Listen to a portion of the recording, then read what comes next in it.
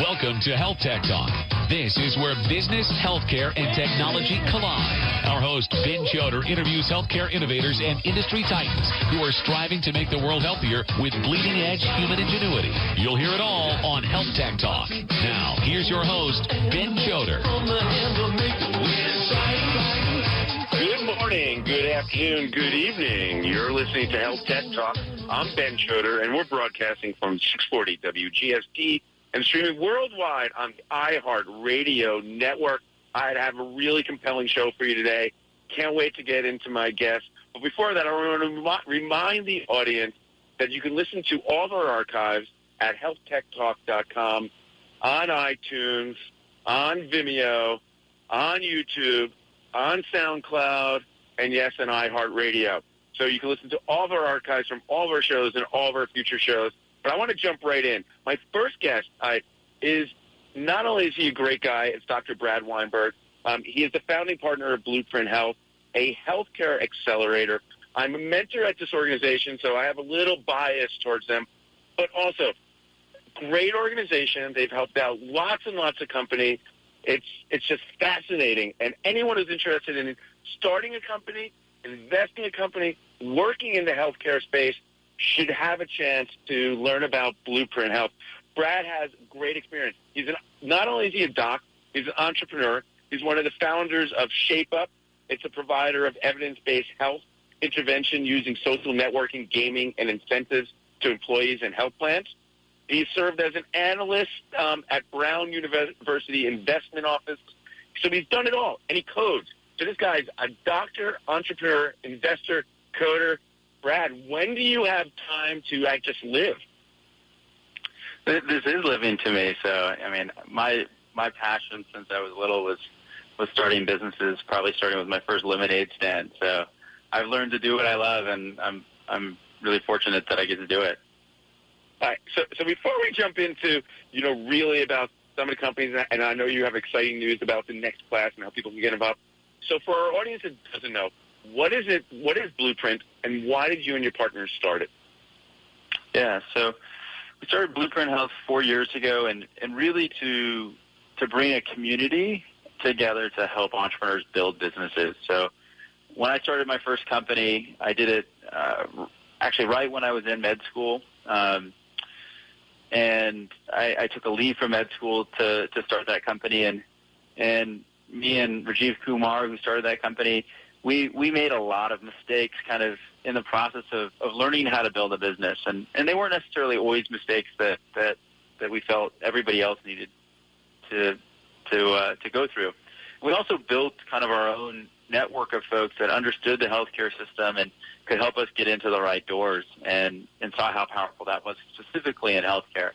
And I wanted to take that concept of, having a community, having folks that have gone through, building a business and helping guide, folks that helped guide me to my success. I wanted to see if we could build that same community and do that for other companies, specifically within healthcare, because it's such an important industry. It has such an impact on people's health and our economy, and we went about doing that, and so far we've kind of built the largest community of folks helping healthcare entrepreneurs build their business, which has been pretty amazing so far. So is this the 8th class or 7th class? What class number are we up to? We're going to be coming up to our 8th. So we just finished our 7th class.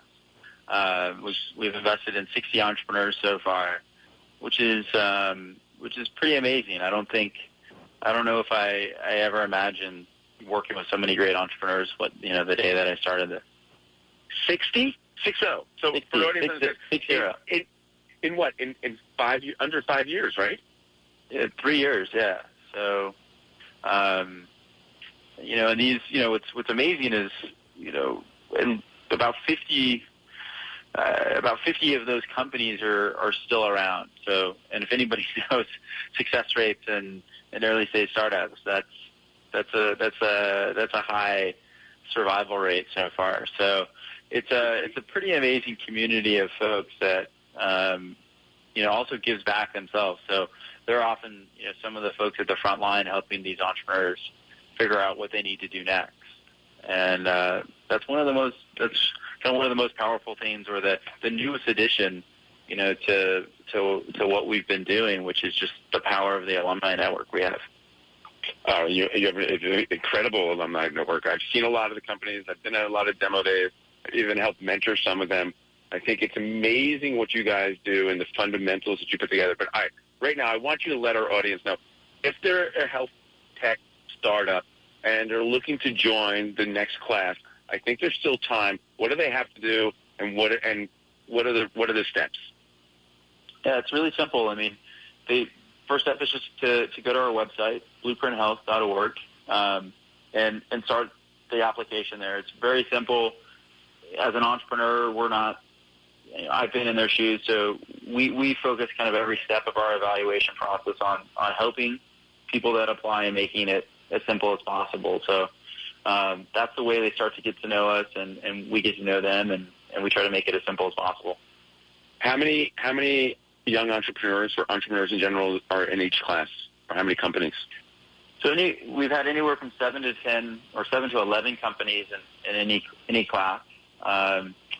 And that's from a crop of about 300 applicants that we have for each program. So it's not easy to get in, but kind of it's up there with probably the Ivies. But it never hurts to try. But it's not impossible either. When I hear odds like, I have a 10 in 300 chance, that's not so bad to me. It's not like 10 in 10,000 or 10 in a 100,000 chance. If you have a good idea, you're going to have an opportunity. And you judge all the companies. It doesn't matter where it comes from, right? This isn't like a good old boy network. Everyone has the same opportunity. And you don't have to be an East Coast-based company to apply, right? No, I mean, the majority of our companies probably haven't been from New York, and we've taken companies from all over the world, from London, from China, from Dubai. So we welcome applications anywhere, and I personally see every application. So we're deeply involved in looking at all the applicants and give them all a shot. So in the application, what do you look for? Do they have to submit a video? I mean, obviously they might not have a full-fledged business plan. And then tied into that, Brad, are most of these companies pure startups that are just coming with a plan, or have most of them launched but are sort of like in a beta or a very infant stage? Yeah, so from a staging perspective, it's about a third of it is brand new ideas. About a third of folks have built something, even potentially deployed it, with a non-paying customer or in some way. And then about a third are already generating revenue. So there is a range of kind of stage.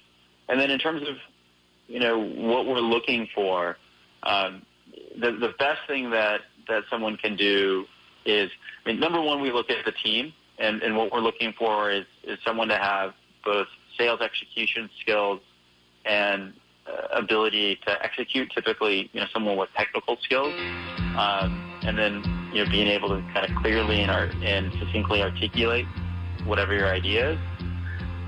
And so, team aside, the next thing that we're looking for is people that, if someone can articulate to us very clearly a single customer and how they get to Brad, I'm going to interrupt you right now. We're going to take this back after we come back from a break. Hey, it's time to take some messages from our sponsors. Every summer we go to Canyon Woods. Love getting outside. Love the hiking. Hate the itching and irritation from poison ivy, bug bites, all the things that keep me inside. So I need something strong. Cortisone 10 Intensive Healing is clinically proven with the strongest non-prescription itch medicine available for fast, long-lasting relief of itching and irritation with 7 moisturizers to help heal skin. I finally have the relief I need. Hey, Jan, check this out. On my way. Cortisone 10. Feel the heal. At Choice Hotels, we know business trips start with a choice. Stay or go. You can press send or press palms. Start a chat room or chat in an actual room. Just remember, opportunities won't come to you. You got to get out there to get things done. Should I stay or should I go? ChoiceHotels.com makes it fast and easy to find a range of Choice Hotels like Comfort Inn and Suites. So stay with us for business and book now at choicehotels.com.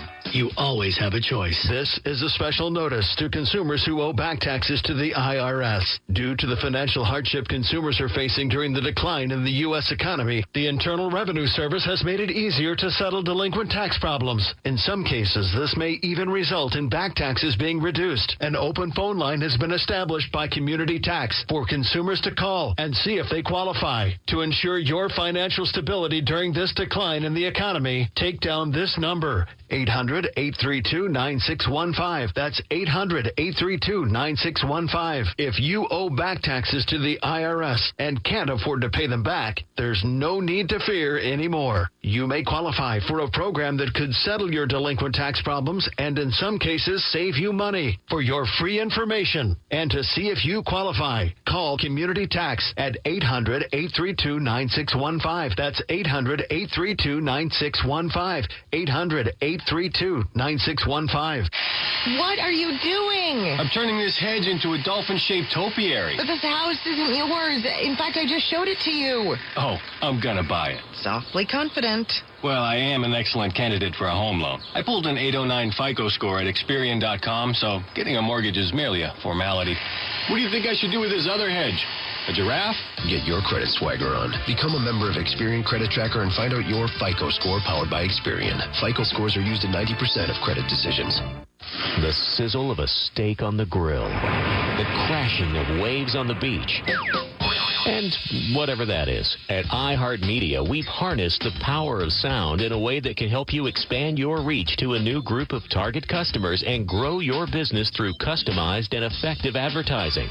Big or small, local, regional, or looking to go national, our iHeartMedia consultants are ready to help. Call 844-BUY-RADIO or go to iHeartMedia.com. Attention homeowners. I've told you before, and if you missed out, I'm telling you again, rates are dropping to another historic low. Hi, I'm Wesley Hoagland with Westland Financial. Why pay more if you don't have to? Whether you're buying a home or refinancing, we can do this with no closing costs. That's right, no points, no fees. Even if you refinanced in the last year, we can still probably save you money. So don't delay. Call us at 888-455-3669. That's 888-455-3669. All it takes is a 5-minute phone call to find out how you can save hundreds or thousands of dollars a year. And by the way, Westland Financial is proud to offer reverse mortgages for our clients over 62. So call us at 888-455-3669. That's 888-455-3669. Save hundreds or thousands of dollars a year. The only way you can lose money is not to call Westland Financial. 888-455-3669. Westland Financial is located at 200 East Sandpoint Avenue, Suite 800, Santa Ana, California, 92707, and is a Georgia residential mortgage licensee. License number 24125, NMLS number 3304. Not all loans apply. Equal housing lender. If it matters to you, it matters to us. The Sully Show. Weekdays at 12:06 on Talk Radio 640 WGST. Welcome back, and if you're just tuning in, you're listening to HealthTech Talk, being broadcast from iHeartRadio 640 WGST. I'm Ben Chodor, and I've been interviewing Dr. Brad Weinberg. He's one of the founders of Blueprint Health. It's an accelerator based in New York, but they take applications from anywhere in the world. They're in the middle of taking applications for the next program, which begins shortly. And Brad was just telling us, what are some of the key things he looks for in their application? And he was just telling us, we left you on a cliffhanger, and now we're back. Brad, tell us. Yeah, so we started with the team, which is, very clear. We're looking for strong teams. But beyond that, and the thing that I think most founders kind of have the most difficulty with is really clearly articulating what we call the unit economics of their business, or how we like to say it is how they get to a $500,000 revenue run rate, kind of the first milestone of a revenue-producing business. And so what we're looking for is folks that can clearly articulate who's their customer, what would kind of one customer pay them, and then how they kind of multiply that one customer times whatever it takes to get to a $500,000 revenue run rate, and why it's credible that they could multiply from 1 to let's say 100. If someone can clearly articulate that, they're really ahead of the game. That's awesome, and I can tell the audience from participating, it's amazing how they whip into shape the young entrepreneurs. And I use the word young entrepreneurs. They're not young. I mean, there's all ages apply. So anyone listening, you're never too old to come up with an idea. You're never too old to change the world. And you're never too old to make money with an idea. So just keep that in mind when you're doing it. But what's amazing about Brad and his team and the mentors that they bring in is they're helping everyone from not only coming up with the graphics and your presentation, not only opening up doors to the audience you want to meet, not only bringing the ability for investment, but helping you on your sales and your practice. But one of my favorite things that Brad's group does, what they do at Blueprint Health, is they teach you how to present. If you see these guys present from the day they come in and then to the final day when they do the demo day, just how great and polished. And when I say polished, I don't mean polished like now they're robots. They just are so at ease with their company and their idea and their messaging. It's addicting for the audience.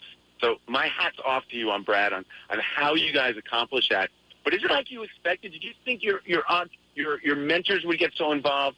Did you think it was going to take so much effort to get them prepared to go into the marketplace? Like, what surprised you? I think we have been blown away by the support, folks in the New York community, including, yourself, have really volunteered their time to help entrepreneurs out. And these are folks that are really busy. These are, it's the founder of ZocDoc. It's the founder of Teladoc that just filed for an IPO. It's the founder of Phreesia, which is a,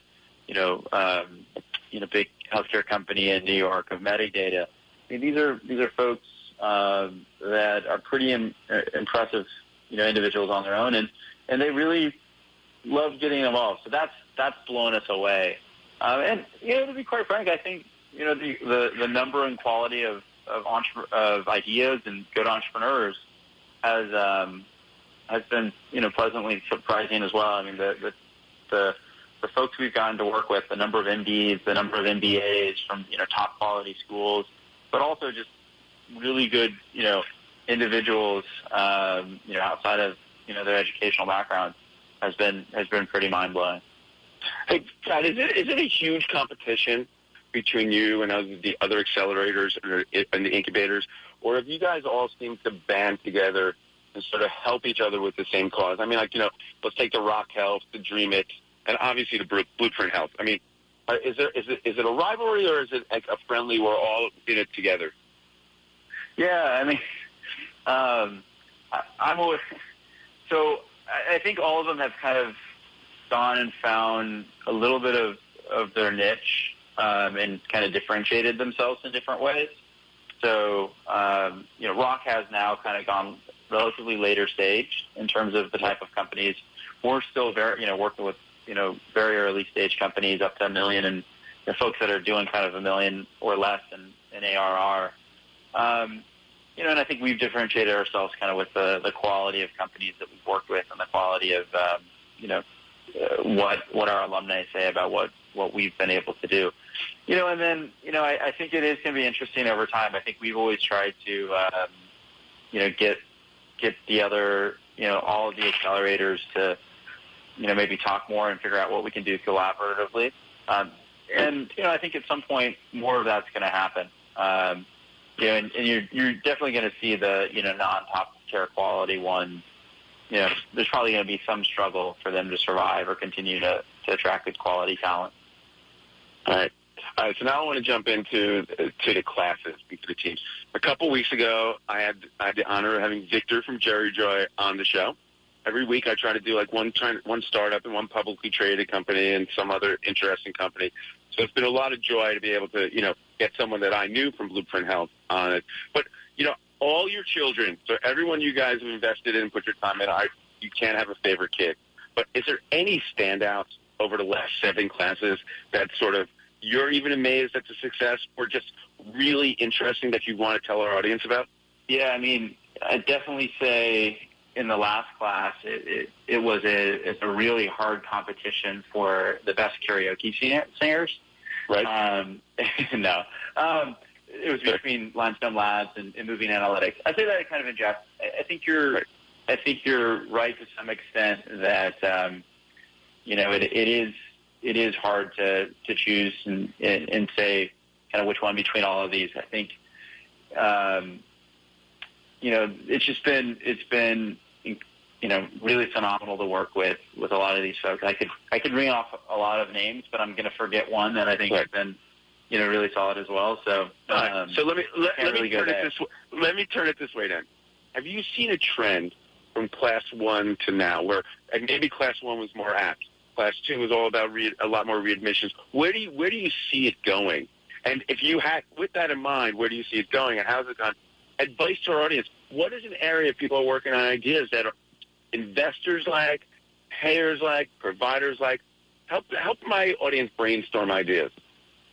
Yeah. I think one of the interesting things is,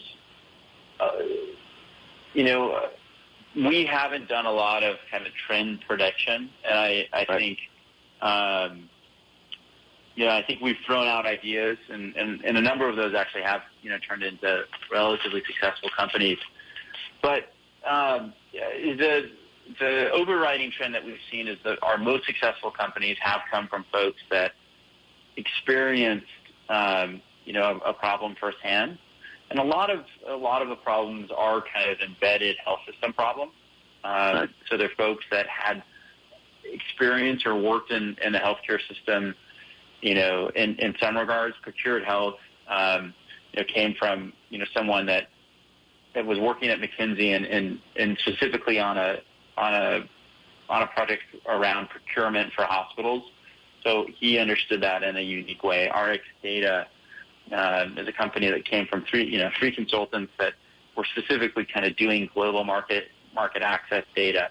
So a lot of the folks really did come, from a perspective of knowing the problem firsthand and seeing, why this was, whatever the problem was an economic. I mean, all of them kind of understood that it was an economic problem to some extent for a hospital system, an insurance company.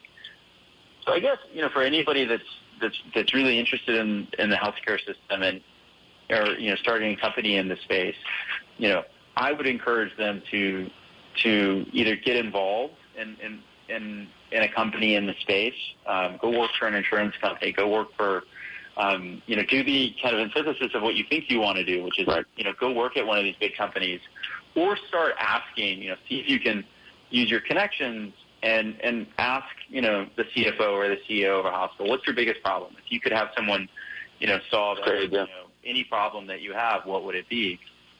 And those are, that's an interesting place to start. Don't do it in a bubble. I mean, go out there. If you have an idea, share your idea. Shouldn't be so worried about people stealing an idea. You need to do your grassroots, investigation. Oh, by all means, and I think, in a system that, this is relatively different than, a consumer app. Most consumer app businesses, a lot of the most successful businesses in healthcare are companies that sell to insurance companies, to hospitals, to employers, and it's very different than Instagram or Facebook or Snapchat. All right, Brad, I'm running out of time. I got a couple more questions for you. One I'm going to ask you is just your opinion. I've never asked you this. So are you a fan of the crowdfunding, the kickstarting? Like if someone comes up with an idea, do you advise them against it, or should they do it, or should it be just part of your raising mix? Yeah, so I'll